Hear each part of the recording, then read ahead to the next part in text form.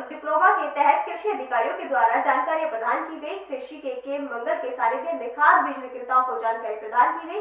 Field visiting का समस्या समाधान सर्टिफिकेट, खरपतवार संरक्षण, सभी फसलों की खरपतवार के बारे में जानकारी प्रदान की गई। प्रोडक्शन मैनेजर योगिता गुप्ता के द्वारा जानकारी प्रदान की गई। कार्यक्रम के दौरान सभी खाद विक्रेताओं संघ के अध्यक्ष स्वागत किया गया। इस मौके पर रवि कुमार, गोकुल राम सहित अनेक विभागीय अधिकारी मौजूद थे।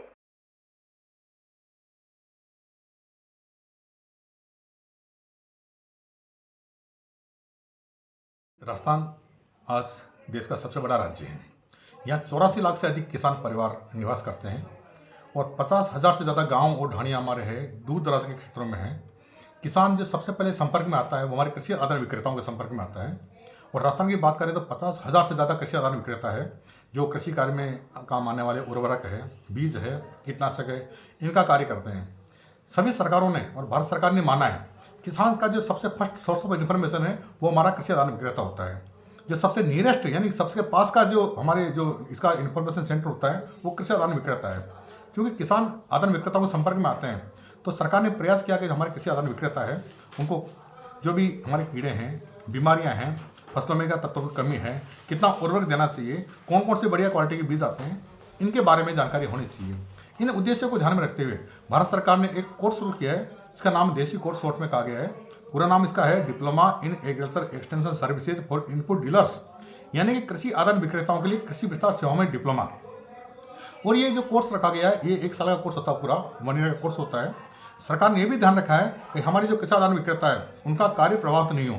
इसके लिए इन्होंने ये व्यवस्था की है कि सप्ताह में एक दिन यानी वंस इन ए वीक, शनिवार को या रविवार को इनकी क्लासेज होती है। इनके 8 फील्ड विजिट होते हैं। इस प्रकार से 48 सप्ताह में इनका ये कोर्स किया जाता है। यहाँ जो कोर्स होते हैं वो कृषि विज्ञान केंद्र पर हो सकते हैं, कृषि अनुसंधान केंद्र पर हो सकते हैं, कृषि महाविद्यालय पर हो सकते हैं, जिले में पीडी आत्मा का ऑफिस है तो वहाँ हो सकते हैं। और एक सप्ताह में एक दिन के लिए ये हमारे आदान विक्रेता वहाँ आते हैं।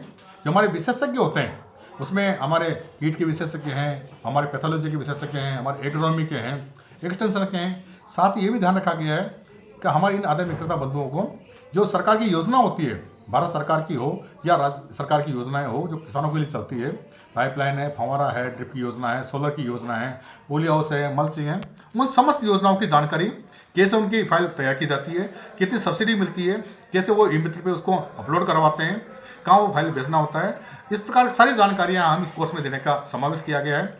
ये बहुत अच्छा कोर्स है और मुझे ये कहते हुए बहुत खुशी है कि हम ही अब लगभग हम ही इस समय तक 147 कोर्स हम लोग कर चुके हैं।